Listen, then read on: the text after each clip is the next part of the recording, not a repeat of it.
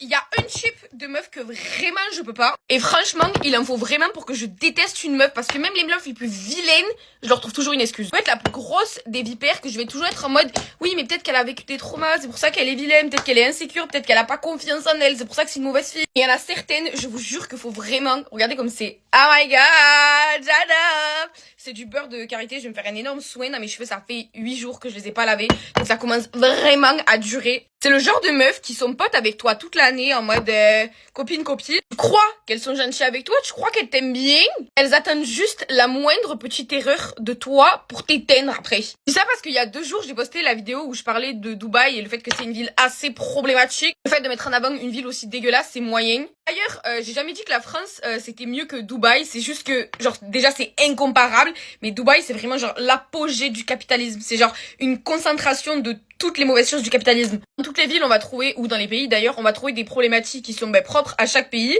Mais Dubaï, jusqu'à preuve du contraire, les influenceuses ne font pas la pub pour la France. Voilà, c'est juste ça qui me posait problème. Je vais mettre ça au micro-ondes, je reviens. Puis je viens d'y penser, on retrouve aussi de l'esclavage moderne en France, si je peux dire ça. Même si c'est beaucoup plus prononcé dans l'exploitation des populations ouvrières dans les pays en développement. En France, on le voit aussi avec nos classes ouvrières à nous, avec le travail à la chaîne. Encore avec l'ubérisation du travail, avec tous les nouveaux travailleurs indépendants. Tout ce qui est livreur Uber Eats, livreur Amazon, Deliveroo et tout. En fait, le fait de dire travailleur indépendant, c'est juste une espèce de couverture pour qu'ils travaillent à leur compte et éviter ainsi toutes les protections qui vont avec le travail. Enfin bref, c'est pas le sujet. Le sujet, c'est qu'il y a certaines meufs qui m'ont repris sur le mot luxure. Oui, je me suis trompée. Oui, j'ai fait une faute de français. Je me suis confondue sur un mot. V'là les meufs, v'là les loseuses, v'là les seumlards qui sont venus dans les commentaires m'allumer. Vous voyez comment tu veux qu'on te prenne au sérieux alors que tu fais des fautes de français? Vous savez comment je vous vois? Je vois derrière votre écran à attendre que je fasse une erreur en mode vous êtes comme ça posé et vous attendez que je fasse une erreur. Après venir dans les commentaires, oui mais elle est trop nulle, comment vous pouvez écouter une meuf comme ça alors qu'elle fait des fautes de français? Ah, elle a dit luxure au lieu de luxe, ah péter un coup les Sancho. Vraiment comme des seumlards de l'ombre qui attendent juste un prétexte pour venir me tailler ou me rabaisser sur un truc. Bref, vous auriez pu me corriger gentiment au lieu de vous foutre de ma gueule, je vous assure que ça aurait rien changé à votre vie. Mais bref, sachez juste que je vous vois et